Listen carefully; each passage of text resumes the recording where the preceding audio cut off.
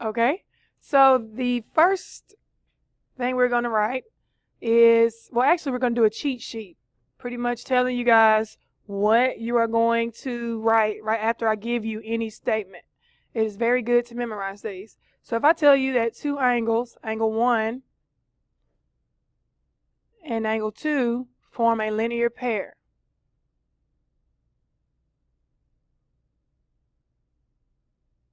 So if I ever tell you that they form a linear pair, let's go ahead and write out a 2-column proof setup. Your statements are on the left and reasons are on the right. Look at me. I wrote the wrong thing. Statements on the left, reason on the right. Okay, so the first statement is angle 1 and 2 form a linear pair. I'm going to erase that.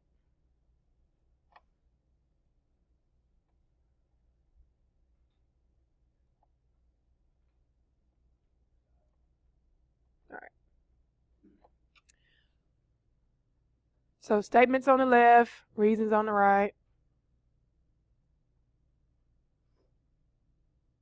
Yeah, that's better.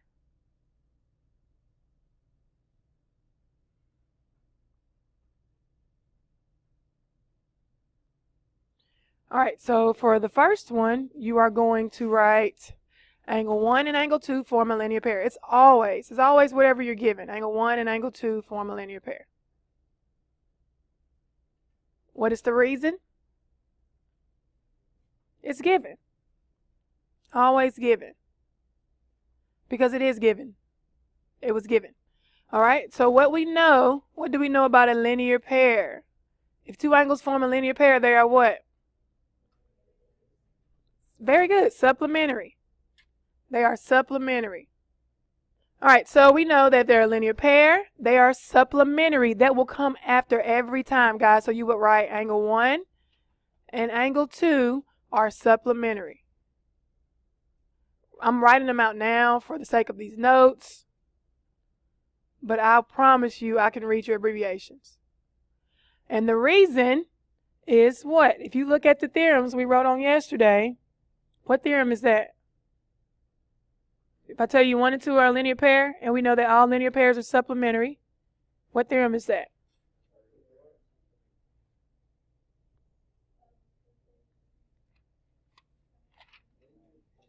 The linear pair theorem. Very good. Linear pair theorem. Because that theorem states that if two angles form a linear pair, then they are supplementary. Okay, so after that, I heard someone go ahead and say that they add up to equal 180. And that's very good. You knew that, but you have to make sure you write in that they are supplementary. Now, every time I tell you two angles are supplementary, you're going to tell me the results of that. So when two angles are supplementary, that means the measure of angle 1 plus the measure of angle 2 equals what? 180 degrees. And what is the reason?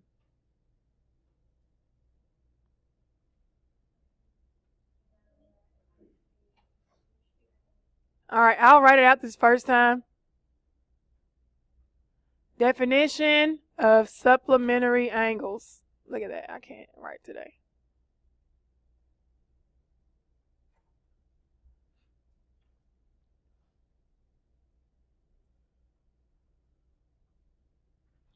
Every time. Okay? All right, so our next problem is angle 1 is supplementary to angle 3 and angle 2 is supplementary to angle 3.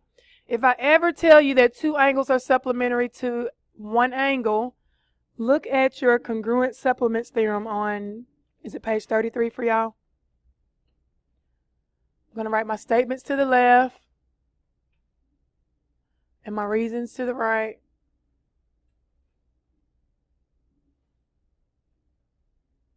All right, so angle 1, number 1, angle 1 is supplementary to angle 3, and angle 2 is supplementary to angle 3. What is the reason? It's given. Very good. Don't miss those. If they give it to you here, it's given. Majority of the time they'll write given, and then they'll write everything over there. So you'll see it, or they'll write out a sentence. It is given that angle 1 is supplementary to angle 3 and angle 2 is supplementary to angle 3. So they'll let you know. So that's your given. Number 2, what is next? If angle 1 is supplementary to angle 3 and angle 2 is supplementary to angle 3, what do we know? Very good. Very good. So now, since they're both supplementary to the same angle, we know that angle 1 is congruent to angle 2. And the reason? Very good. Congruent supplements theorem.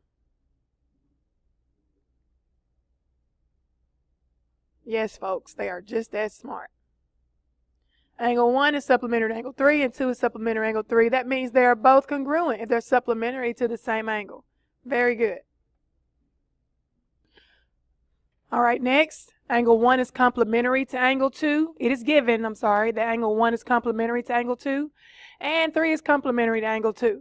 So your first statement, of course, is what it's given. So you're going to come down and write angle 1 is complementary to angle 2, and angle 3 is complementary to angle 2. What is the reason? Given.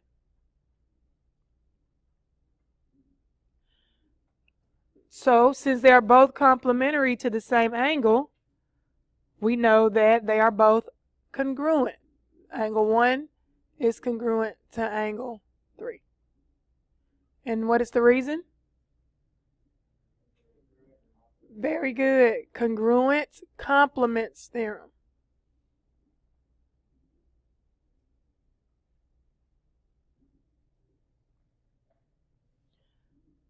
Congruent complements theorem. So every time, if they ever tell, if it's ever given that two angles are complementary to the same angle, you automatically know that those two angles are congruent based on the congruent complements theorem. All right, angle 1 and 2 are right angles. If it is ever given that angle 1 and 2 are right angles, first of all, your first statement is angle 1 and 2 are right angles. What is your reason? Given. Very good. Never miss that problem. If you are given a test and I ask you for your first reason and you don't put given, I'm marking the whole thing wrong. All right. Angle 1 and 2 are right angles. Given. Your next step, who can guess what your next statement would be? Yeah, they're congruent. Very good. Angle 1 is congruent to angle 2. And what is the reason? Yes, all right angles are congruent. So it's the right angle congruence theorem.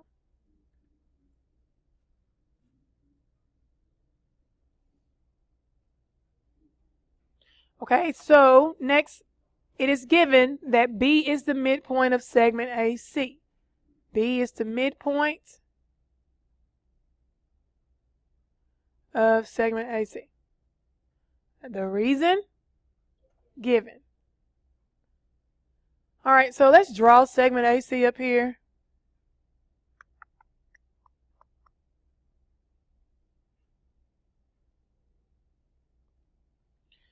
And there's A, there's C. And if B is the midpoint of segment AC, what is the result of that? What does the midpoint do to a segment? Yes. So the result is what? Very good. Segment AB is congruent to segment BC. Yes, folks. This is their first time doing this, and they are answering these questions. They are just that smart. All right. What is the reason? How did we know that? Who said that? Who just said that? Very good. The definition of a midpoint.